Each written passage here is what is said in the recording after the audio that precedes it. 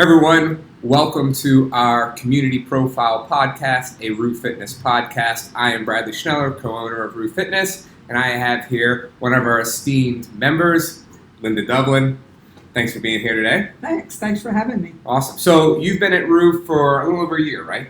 It'll be a year in January. A year in January. Awesome. Kind of give us an idea of how has your life changed in that past year? So for me, it's been about really connecting with my body and appreciating the body that I have, because I haven't always done that. Right. And so now it is really about connecting what my body is capable of doing and appreciating what my body is capable of doing. And working out at Roux has really been the catalyst for that. Okay. You mind sharing everybody your age? No, I don't. I'm 63. 63. Actually, almost 60. I'll be 64 in April. Awesome. And you still move like a spring chicken. I try to. I try to. I definitely see that. And I kind of feel that, you know, one of the vibes that I get from you around the gym, and maybe I've seen this as your journey as a member here, is, you know, you started out just kind of want to do something harder than you did before. And I taught Linda's fundamental classes, which was 4 one-on-one sessions to try to get people acquainted with our movements and better get them integrated into the group classes. And one of the things that I did, I don't know if Linda knows this, but I went home and I told Emily after my very first session with Linda that it's people like Linda why I do what I do. And I had never been more excited to coach a session than with Linda that day. And I was super excited to have her in our gym. She just brought so much energy. And I'm not trying to kiss up to you, but you just brought so much energy that it was refreshing. You know, you wanted to do this for you, not for anyone else. And you wanted to feel better and see what you were capable of. And I thought that was really awesome. So, with that being said, over the course of that year, you know, I remember you telling me, it was maybe a few months ago, maybe a little bit longer, how you were just kind of concentrating on feeling better and more of the fluidity of the movement, basically, right? Right. So when I first came into Roux, I was really pumped up about being here, really pumped up about what my body was capable of doing, and I did overdo it. Yeah. She was there like 5 days a week. Well, actually, I started running. I used to be a runner. When you say used to? Well, a long time ago. Long time ago. I ran distance, and I ran a lot. And so I thought, well, running will be pretty cool. Right. I can't really ever say that I've had a mindset of being an aging person. So if there was something offered in the class, I really made every effort to do it. Right. And I overdid it, and I hurt my hamstrings. So that was a setback for me, and it taught me a few things. First of all, I've always known that I'm kind of an all or nothing type person. And I came into the gym with that mindset. Right.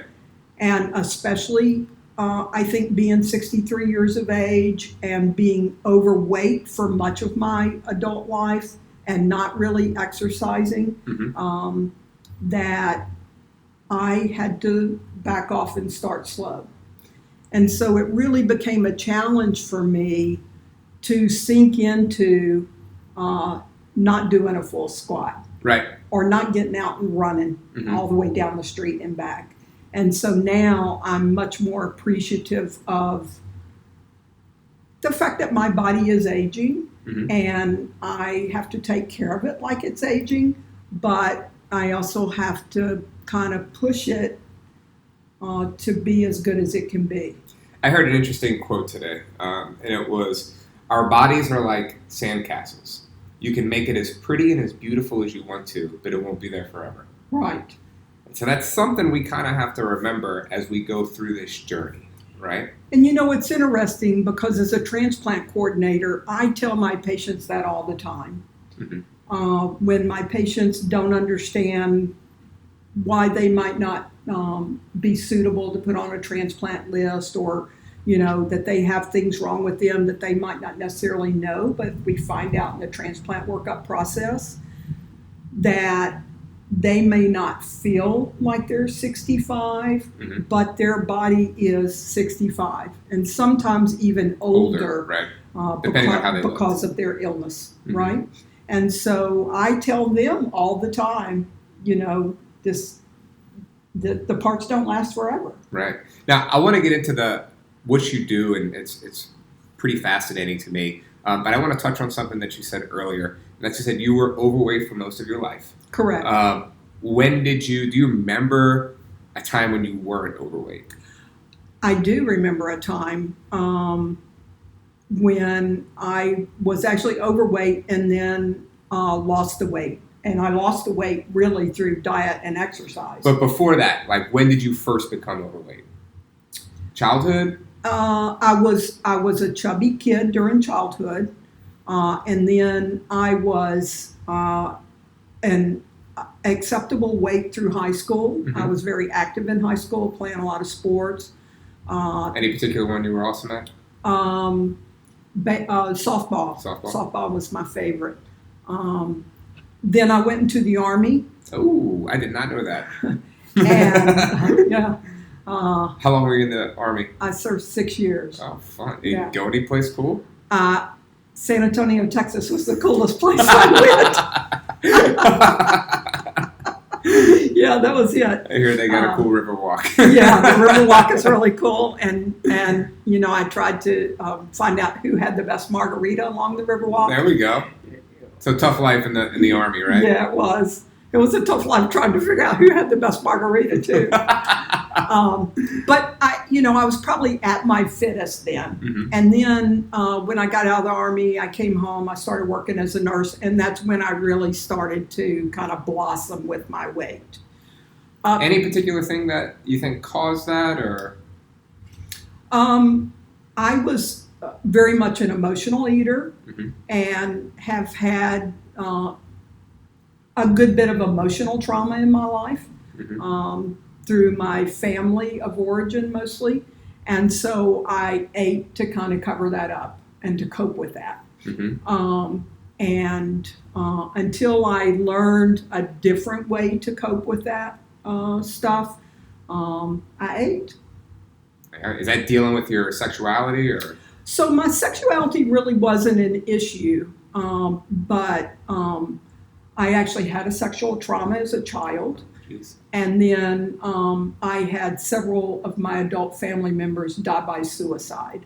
My sister, my mother, and my father. So it was a long period of trauma dealing with all of that. And the way I coped a lot was to eat. Yeah, I can't.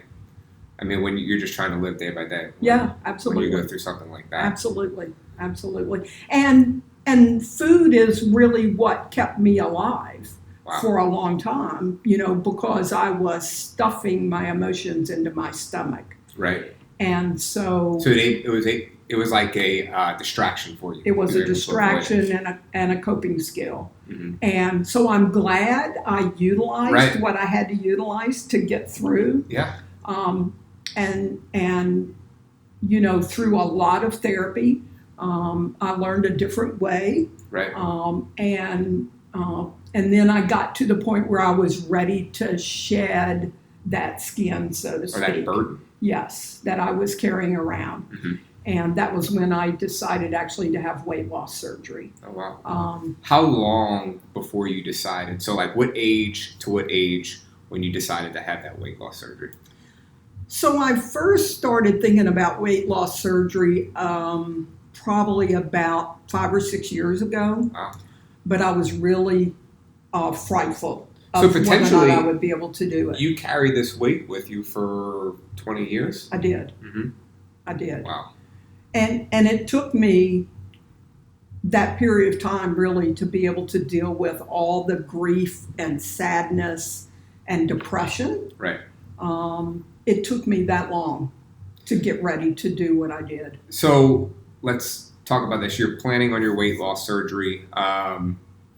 Did the doctor give you any advice leading up to it? Because I know a lot of times they talk with weight loss surgery about having your nutrition in check. Right. Or trying to deal with a diet first prior to having the surgery. Did they make you do any of that? Right. I did do some of that. Mm-hmm. I was the typical overweight yo-yo dieter, and had tried a lot of different things to try to take the weight off, and of course would lose weight and then gain it back. Right. Plus, so going in when I finally made the commitment to have the surgery was actually a real revelation for me. Right. I was with my transplant athletes, people who have had solid organ transplants, heart, kidney, lungs, livers, and I was with them and I noticed that they just had this overwhelming spirit to, number one, live. Wow. And number two, take care of their gift. So they were extremely active. What is a transplant athlete? Is that like someone who's had a transplant? Can you explain a little bit? Right. Because I've never heard of that before. Right. So our patients that we take care of have had transplants, and they don't want to be called patients anymore. They like to be called athletes. I like it. Because they're working out and trying to keep themselves healthy. And we respect that. And so we promote that with them. I like that. So I, had the opportunity to go to the transplant games, which is Olympic style events for these patients, and watch patients who have had solid organ transplants, run 400 meters, 1,500 meters, and bring home gold medals. I have to imagine watching something like that or going to these Special Olympics, those types of things, makes it hard for you to feel sorry for yourself. Huh? Well, it does. I mean, when you see what these people are doing with their lives and what they're doing with this gift that they've been given and how hard they work to take care of themselves, it is very inspiring. And that was my revelation. I was like, here I am, capable, and not doing it. Right. And I'm very blessed to be able to do that. Right. To get rid of my high blood pressure, to get rid of my sleep apnea, to not develop diabetes, a lot of the things that lead my patients into what they need for transplant. So you had the surgery. It was successful. It was. Were you able to keep the weight off? I have been able to keep the weight off. That's awesome, because I hear so many people get the surgery and then they kind of put the weight back on. Right, right. But you were super successful. What kind of lifestyle changes did you make coming out of the surgery? So the first year after surgery was pretty tough for me. Which one did you have? I had the gastric sleeve. Okay. Can you tell everybody what that is? Sure. So what they do is they actually go in laparoscopically, which means they put little holes in your abdomen. They go in with scopes and they literally staple your stomach and remove about 85% of it. So I have... Makes you less hungry. The stomach that is a banana shape. And it also removes the part of the stomach where the hunger enzyme is secreted. So you are less hungry. And because your stomach is so small, you're very restricted on how much volume you can eat. Right. Now, the bottom line is the longer you're out from surgery, the more you can eat and the more you want to eat. But I'm very, very cognizant about what I eat. Now, I will not say that I'm 100% perfect with my diet, right? Right. But if I splurge one day and have birthday cake, then, I watch what I'm eating the rest of the week. You have to because of this particular surgery. Because and because you're capable of regaining the weight. Right. And that's the last thing I want to do. And that was why it was really important for me to get connected into a fitness community to add that avenue on for me. So it's about 4 or 5 years after the surgery you decided to jump in. Actually, it's 2. 2? So I had my surgery in August of 2017. Okay.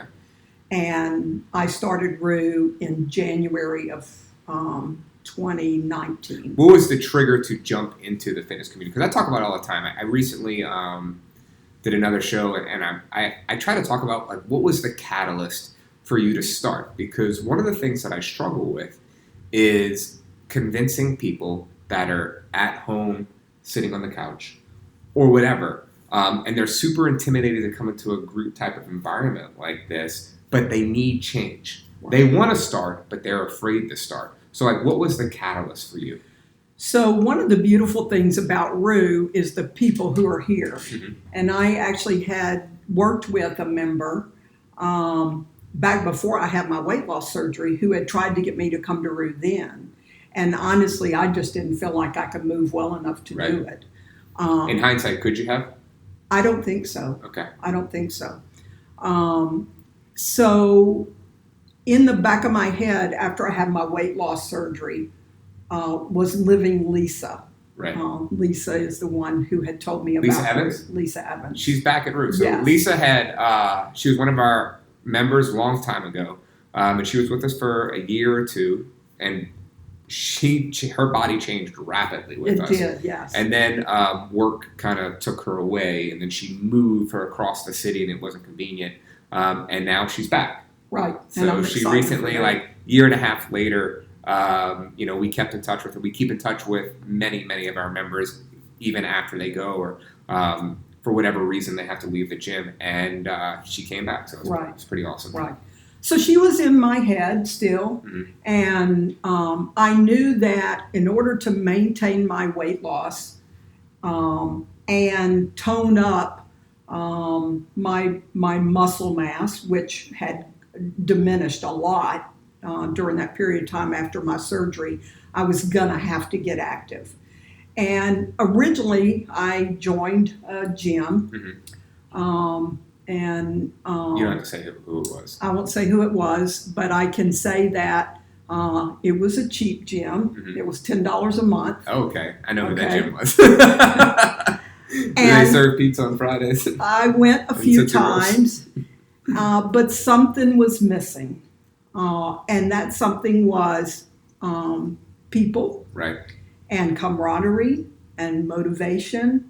And it all landed on my head, mm-hmm. and which was really hard for me to talk myself into going to the gym every day and working out on a machine. And it just wasn't fulfilling me at all. It's hard for everyone. Yeah. So, like, don't beat yourself up about Right. that. Like, it's hard for everyone. Emily, my wife, co-owner of Roux, she talks about it all the time. Like, I used to drag her to the gym, and she didn't want to be there. She wouldn't have anything to do with it. So when I told her we were going to pay like $200 a month to join a CrossFit gym per person, she's like, "You're crazy. Okay, we'll try 1 month, and if I don't like it, I'm out." Right. It took her like 3 classes to be in. Yeah. And that's kind of what led to all of this. But it's just interesting how the community aspect can change it all for someone. Also, like, you don't have to think about what you need to do. You just Right. come in, we tell you what to do. Right. You know? And that coaching is really, really important because there's always somebody who's going to look at me to tell me if I'm in good form, Mm-hmm. because bad form obviously can hurt your body. Right. And so one of the things that I really like is that there's always somebody to check my form. There are people who check on me if I'm not in the gym and want to know where I am. Mm-hmm. Are you okay? Why aren't you here? When are you coming back? Nobody from the other gym ever called me to see why I wasn't coming. As long as I paid my $10 a month, that was all that accountability is important to us. Right. So, I don't want to toot our own horn, but what was like your first day here when you walked in and you tried it for that first time? So it was a little intimidating Mm-hmm. to see all the equipment and to see the CrossFit class going on because I was like, I'm not really sure I'm capable of doing that. But going through that class with you, that very first class, and doing some of the things that we did, even though when I took off to run, I fell on the floor. I forgot about that. We had done a few squats. So yeah, we did some squats. And I told Linda, I'm like, look, run from one side of this floor to the wall and back. And she like took 3 steps and tumbled. Boom, boom. I was like, oh shit, there is no way this girl's signing up. Right. And so all I could do was laugh, you know. I laughed too. I'm sorry. Yeah, because I mean, I was like, okay, you know, my legs are like noodles. But my legs aren't noodles anymore now. No. Now I'm out running on the road, right? Yeah. And while I still am cognizant of taking care of my hamstrings and not overdoing it and taking care of my knees, I can run 200 meters now. Right. In January, I couldn't run 3 steps. Right. That's true. That's pretty awesome. Yeah. That's amazing. So I think just going through that class with you and, you know, I remember talking about the head part of this and you telling me that I had to get out of my head and just really tune into my body. Yeah. And once I started doing that, it really made all the difference in the world. I won't say I don't ever get into my head, because I do. Everybody does. Yeah. Everybody does. You know, like. But it really made a difference. There's ebbs and flows of motivation. Right. You know what I mean? So, like, the good thing is that you've built this consistent habit over a year that this will probably be with you the rest of your life, whether you're with us or not. Right. Some form of exercise will be with you It will. and ingrained with you for the rest of your life. It absolutely. Do you have any long-term goals? Like you said, you know, you 3 steps to 200 meters now. Any like running goals? Right. So I'll be taking my transplant athletes to the transplant games in New Jersey in 2020. Okay. And there at the games, there's always a 5K walk run that's open to the general population. And so my hope is to be able to Run the whole thing? Run the whole thing. Yes. If I can't, then I'll walk run it. When is it? Give me the date again. It'll be July of July 2020. So we have like 9 months. Yes. We can do that. Yes.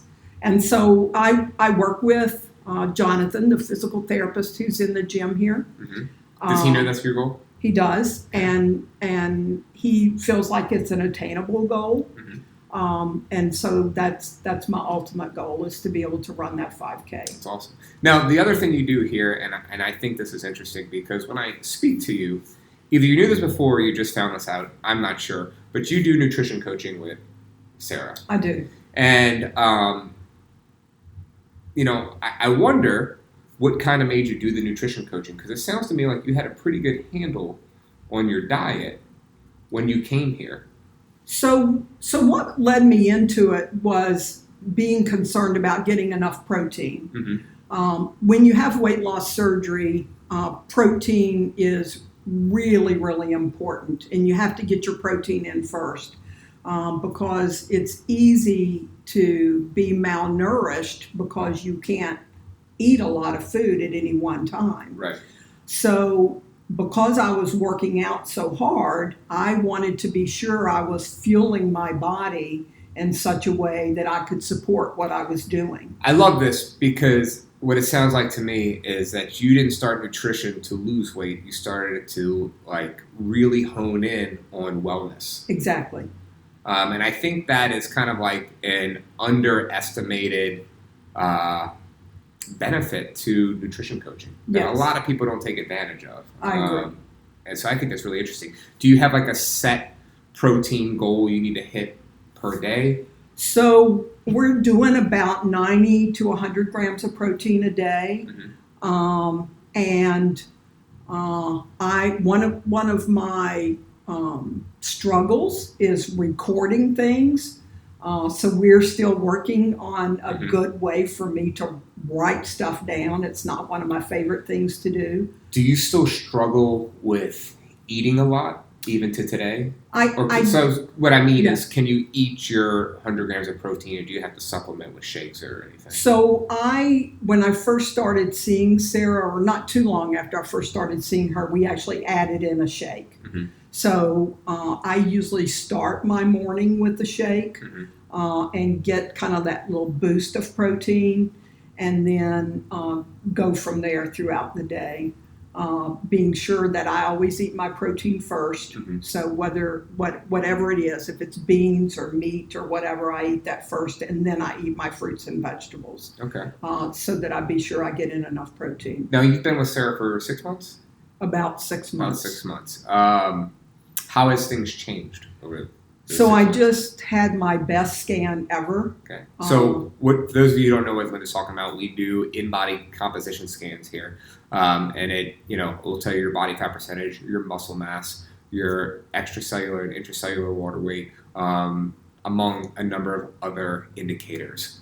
So, what stood out to you on this most recent scan? So I am putting on muscle mass, but I'm losing visceral fat. Oh, perfect. And for those who don't know, visceral fat is the fat that surrounds your organs, and it is really one of the things that can make us very unhealthy. Mm-hmm. So it's associated with a lot of diseases. It is. So to lose visceral fat is really, really important, and I've done really well in that realm.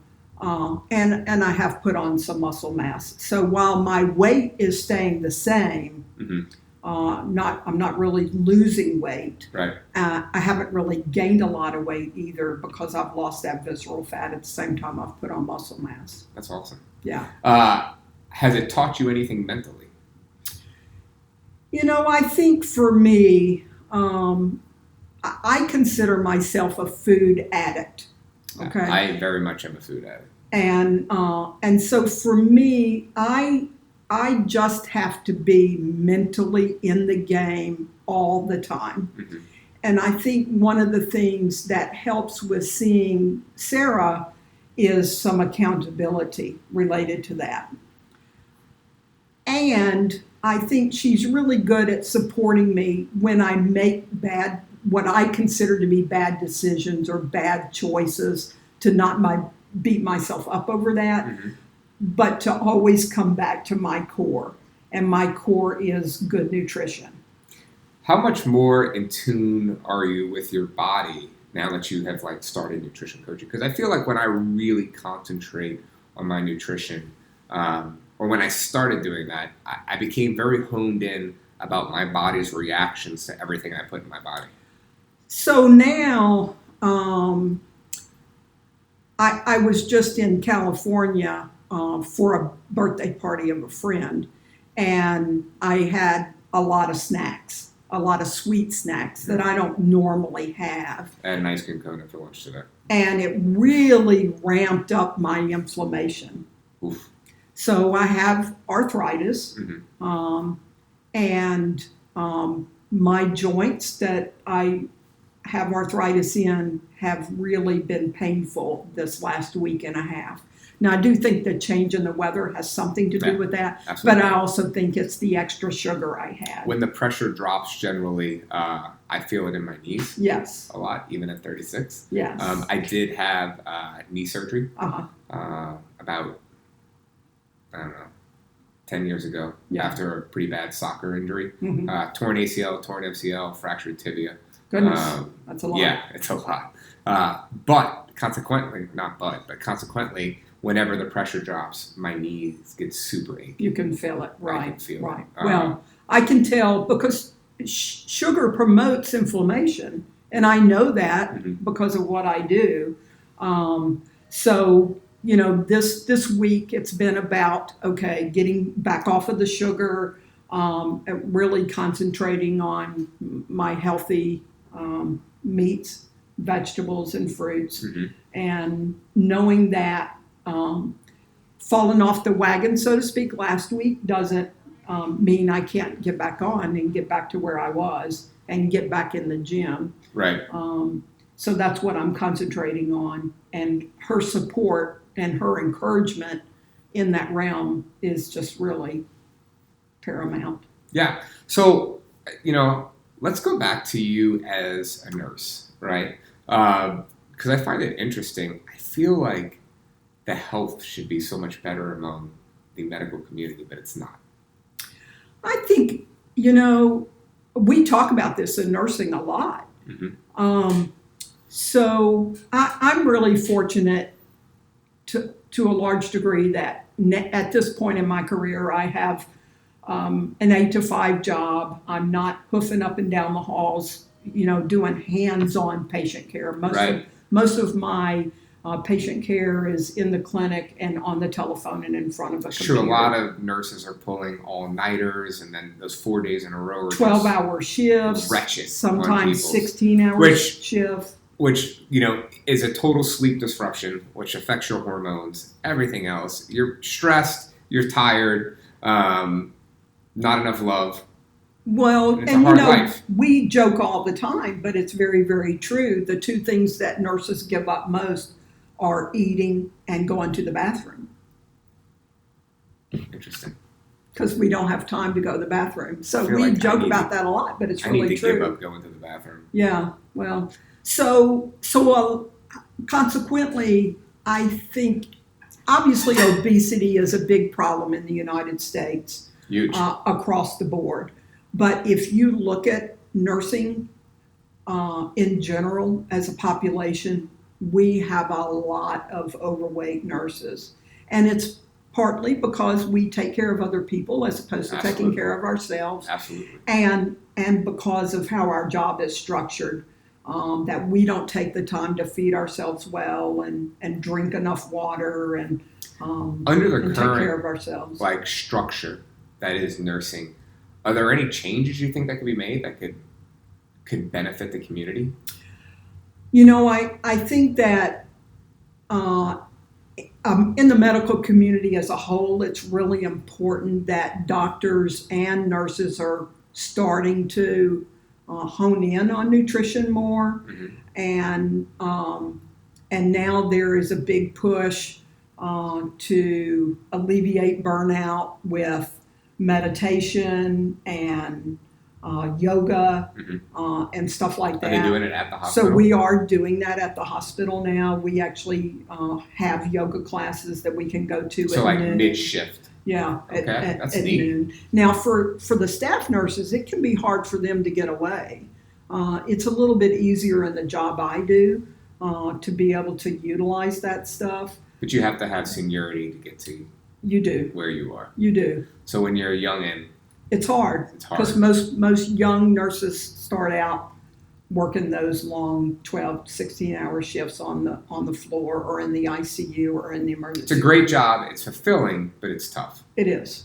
It is, absolutely.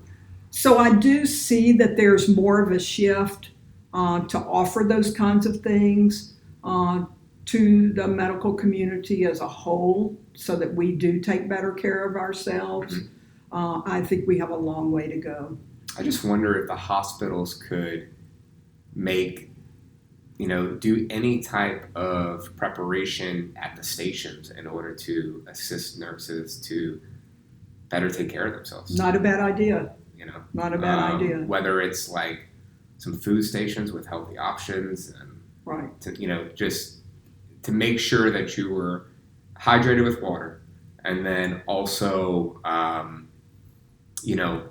snacking healthy. Right. So that you don't go binge on McDonald's on the way home. Right. Because you're tired, stressed, and don't feel like cooking. Cooking, right. Which I totally understand. But just being at the gym here for 12 hours, I go home. There's days I don't feel like cooking. Absolutely. So I totally get that. Yeah. Interesting. So how has, being a transplant coordinator changed your view on life at all? Well, life is just precious, and health is precious. Mm-hmm. Because I do kidneys and pancreas transplant, and most of our patients who I take care of have kidney disease because of high blood pressure and diabetes, and a lot of them are type 2 diabetics, which means they have acquired their diabetes typically due to poor obesity yeah. and poor nutrition. So the goal needs to be to not get to that point, right? And not damage your organs, or if you are to that point, you get your diabetes under control and lose weight to make your diabetes go away before it actually damages your organs, Right.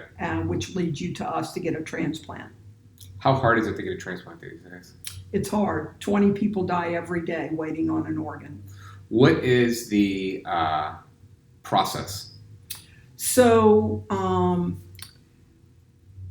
patients are referred to us sometimes before they have to start dialysis, which is the mechanism that patients go through to get their blood cleaned when their kidney no longer works.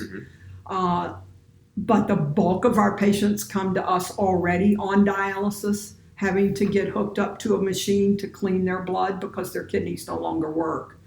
Once they're referred, they have to go through a workup process to be sure they're healthy enough to get a kidney transplant or a pancreas transplant. Once they're through the workup, then that workup is reviewed by a team of physicians, nurses, social workers, dietitians, to be sure that they are healthy enough to get put on the list.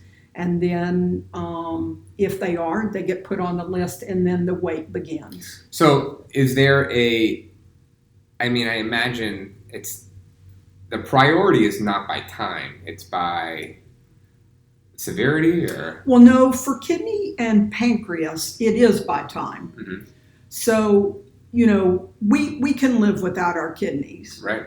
Because we have dialysis. You can't live without a heart, and you can't live without lungs, and you can't live without a liver. So those organs are certainly by how sick you are. And the sicker you are, the higher you are on the list to get those organs. For a kidney and a pancreas, especially the kidney, it is by time. So there's two ways to get a kidney. You can get a kidney from a living donor, which is somebody who potentially matches you, who offers to give you a kidney. And everybody can actually live with one kidney. Right. So if you know someone personally, say, hey, I'm going to give you mine, you just jump everybody, right? Yeah. Right. You can get that living donor, and that's the best case scenario. If you don't have anybody who can donate to you, then you have to go on a national waiting list. And the wait list is by time on dialysis. It's a national list. It is a national list. So it's not regional. So you start out local, and then you go regional, and then you go national. Okay. So, for instance, if there's an organ here in Louisiana, then it's going to be offered to the Louisiana list first.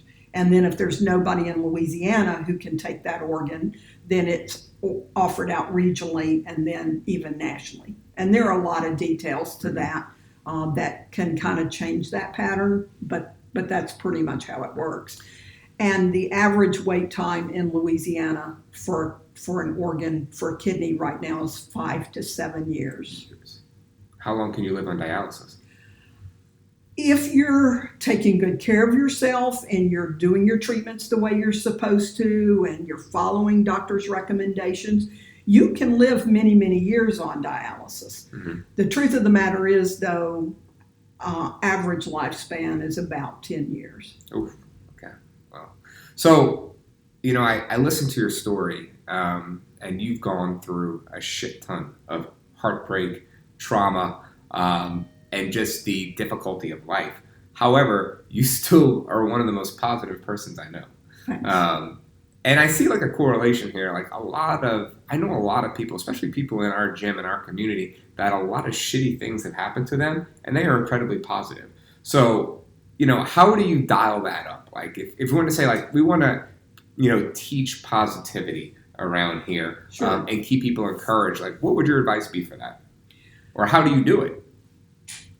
So, first of all, I think when you go through the kind of trauma I've been through, it's hard to do that without some help. And so I am a strong advocate for mental health. And there's no shame in depression. Absolutely. There's no shame in needing to see a counselor. There's no shame in needing medication if you need medication for depression. And I think accessing those things is the first step. Right. Then it's it's a matter of working through your feelings and being willing to do that work and look at the hard stuff, really take it out and look at it. For me, what I had to come to understand was I am not my parents, and I am not my sister. I am me. Yeah. And they chose to leave this life on their own terms. That is not a choice that I am going to make for myself. Right. And once I made that decision that I wanted to live, it really just opened up a lot of doors for me. How long did it take you to come to that decision? Years. So it's something you struggled with I did, for years. For a long time. Because the suicides, were interspersed throughout my life. So it's like, not that you ever get over it, but like as you're starting to heal, another one happens. Right. And then it's, Exactly. And so it was definitely a process for me. And I was very, very fortunate that I had good people in my life that could help me through those hurdles. And I was persistent. Whatever it was in my guts that kept pushing me along, I was persistent. And I think that persistence is really important in all walks of life. That if we stick with it and we work with somebody that can help us get through those things, and we persist, we can come out on the other side. Right. And I absolutely believe that I have done that. I told Sarah a few weeks ago, I am absolutely one of the strongest women I know. That's awesome. And I hope that through sharing my story, that it inspires other people to know that no matter what you're going through in your life, there is another side. And if you surround yourself with people who can help you to deal with whatever it is you're going through in your life, you can come out on the other side and be better for it. And that's what I want to do. I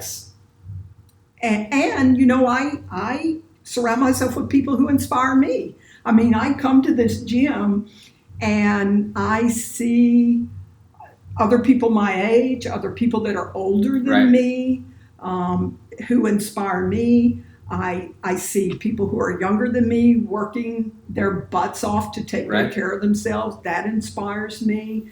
The community you surround yourself with definitely plays a role in how you live life. Absolutely. You're only as smart as the people you surround yourself Absolutely. with. But you're only as positive as the people you surround yourself. So if you were around a bunch of negative people, that's what you're going to have. That's what you're going to have. Right. So it's surrounding yourself with those positive vibes that has really helped you as well. Absolutely. I mean, you made the decision on your own. I did. But there was a community along the way. Absolutely. And it's what keeps me here. I could go someplace cheaper. Right. For sure. Yeah. I could go someplace cheaper, but I wouldn't get what I have here. And so as long as I can pay the bill, this is where I'm going to be. Awesome. Cool. Let's end it on this. Okay. What's some advice you would give to someone, who is sitting at home thinking about starting and they're afraid to start? Fear can be all encompassing if you give in to it. And all you really have to do is just take the first step. One of the things that I tell my patients, when we're talking about finding an organ donor, all you have to do is tell somebody your story and ask them if they're willing, and then give them my number. And then we'll take it from there. So if you're considering going to a CrossFit gym, first of all, I would recommend Roux. Or any fitness gym. Or any fitness gym. But the first thing to do is just take that first step to get in the door. And it's like a leap of faith. Yep, absolutely. And just take that first step. That's awesome. That's all you have to get yourself to do. Take that first step. And you'll be amazed at what you can do. That's incredible. Linda, thank you for sharing your story with me. You're welcome. And with us. I appreciate it. We look forward to many, many more years of you here at Roux and Good. you helping people. So Yeah, I hope awesome, so. everybody. Hope you enjoyed today. We look forward to seeing you next time. Bye.